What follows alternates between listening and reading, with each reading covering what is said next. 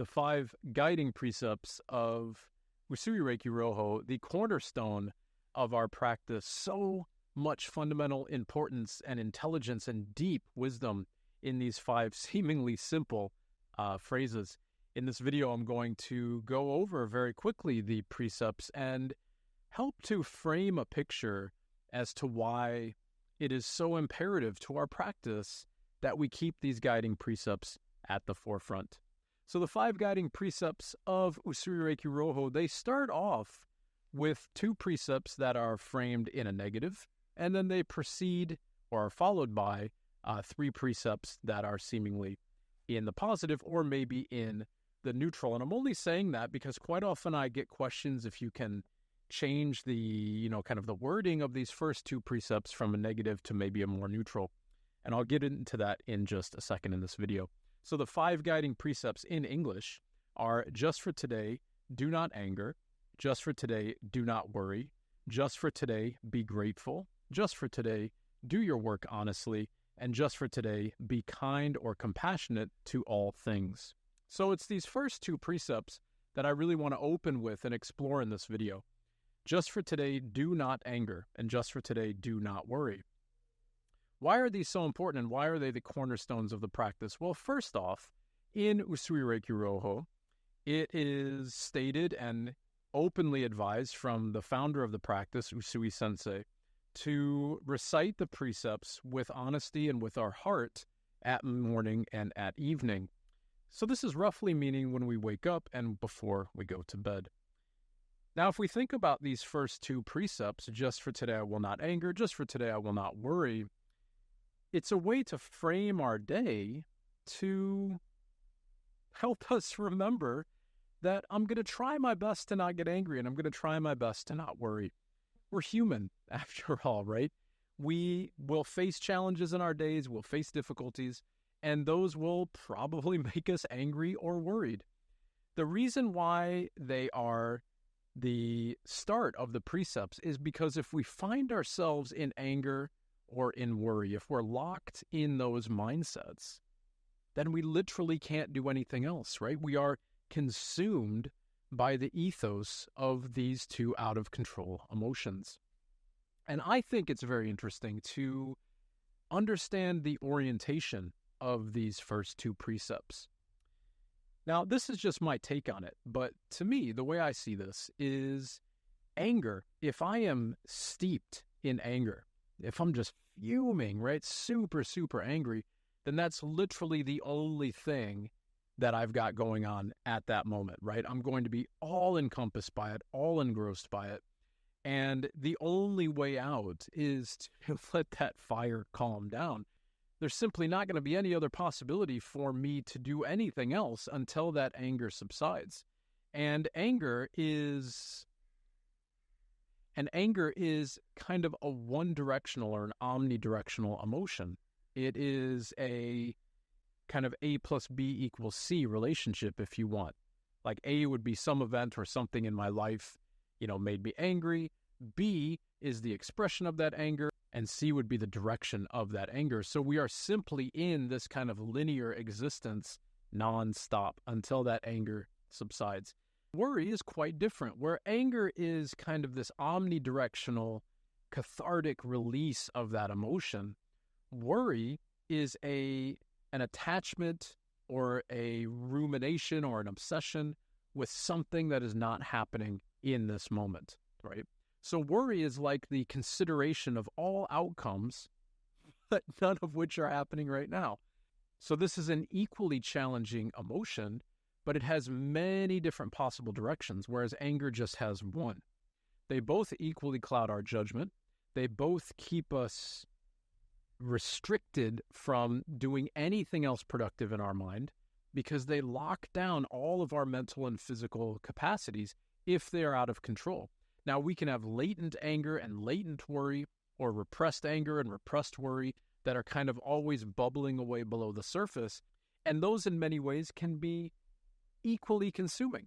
They're always at the surface, so you never know when you're going to blow up in anger, and you never know when you are going to succumb to all of your worries, right? To have an anxiety attack, for instance, or to have a panic attack or an OCD outburst or whatever it might be. All of this type of stuff is just driving the ship, as it were. So if we let our day be guided or controlled by anger and worry, then we can't do anything else, right? We are always under the thumb of one of those two toxic emotions. And, another way to look at these first two precepts is that from anger and worry is where all our other negative kind of emotional outbursts or aspects of our being can stem. So, and I know that this is my opinion, right? I want to be very clear on this, but from anger, we could make a very logical argument that jealousy and rage, vindictive nature, a lot of these types of combative responses, all of them would be stemming from anger. And from worry, we might say things like fear, anxiety, sleep disturbances, paranoia, these kind of 360-degree abstract expressions of emotions are all stemming from the kind of root emotion of worry. So that's what I mean here, that if we are allowing our day to be guided by either anger or worry, then we are constantly under the thumb of those out-of-control emotions. And they might even express themselves in those kind of tangential ways, but it's still from the root cause of anger or worry. So if we don't get anger and worry in check from the start of the day, then how can we heal? How can we do anything else? How can we have a productive day, right? We are going to be overwhelmed and locked and trapped by these first two emotions. And so this aspect of the precepts to me is so beautiful because it's starting off with a gentle reminder that, hey, listen, you're human. Everybody's human. We all get angry. We all worry. But just for today, I'm going to try my best to not get angry. Just for today, I'm going to try my best to not worry. That's setting up a totally different day. I would imagine this is going to resonate with many of you, of this idea that if we go to bed angry and we sleep on our anger or on our worries, we wake up with that same emotion, right? It hasn't cleared itself. So when we wake up with that same emotional state, then our whole day starts off on a trajectory that is guided by anger or worry. So if we can wake up and remind ourselves, hey, listen, I'm going to try my best to not worry or not get angry. I'm going to try my best to live this day free of the attachments of the past. Because isn't it interesting? Anger is a result of something that has already happened. So it's the past, right? And worry is a result of something that may happen. So it's the future. But we are right now where the past and the future don't exist. We are just present right now. So our question then becomes, instead of this idea of just for today, do not anger, just for today, do not worry, it's almost as if we are saying, just for today, I will strive my best to not stay attached to the past and not project into the future. Rather, I will try my best to be here right now in this present moment. And if I can be fully alive and fully present in this moment, then what are we left with? Well, we're left with the opportunity to express gratitude for being alive in this moment, right? To be fully present for everything else. We can express our sincere gratitude for all of the beautiful arising in each and every moment, right? Everything that is with us, we can be grateful for. Every opportunity for us to be free in the present moment is an opportunity for us to be honest, to do our work honestly, which is an incredibly meaningful precept. It doesn't mean that we are, setting out with this one task and we are going to do this one thing honestly. It means we are going to find stillness and peace in anything that we do, right? If we are engaging in the present moment without anger and without worry, then whatever we should be working on in this moment, or whatever it is that we're doing in this moment, should be our honest effort. It should be our best effort forward. In filming this video, I've edited it out, right, many times, but in filming this video, there's been many flies that have buzzing past me. Many times I've had to stop. That's an opportunity for me to practice being present in the moment and to do my work honestly, because I could just turn off the video. I could just quit. I could just not make this video. But I hope that in this video, somebody will benefit from it. And if that's the case, then that's me doing my work honestly. And if nobody benefits from it, then I have already benefited from it because I've persevered. I have not let anger or worry from those flies that are buzzing past my ear, I've not let them dictate the outcome of this moment. So I'm staying present for this purpose, for this task, and that's me being honest in my work. And see here, if we let all of that natural state of our being come forward, well, then we're showing compassion for everything on the planet, right? For instance, the flies that were the flies that have been buzzing around and buzzing in the background and whatever. If I would have responded to them in anger or worry, most likely anger, not much to be worried about, just more anger. If I would have responded in anger, then I'm not being compassionate to all things. I'm not being compassionate to the universe.